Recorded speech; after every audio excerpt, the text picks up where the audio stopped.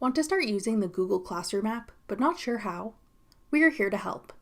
I'm Jessica, and in this video, I'll show you how to download and install Google Classroom. Note that this video will demonstrate on iPhone, but written instructions for both Android and iOS will be listed in the description box. Now let's get started. To download Google Classroom, first open the App Store. Go to the Search tab. Then type in Google Classroom in the search bar. Tap Google Classroom when it appears in the search results. Then tap Get.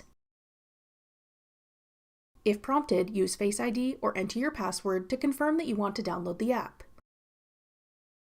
Wait for the installation to complete. Then tap Open to start using the Google Classroom app. That's all it takes to download Google Classroom.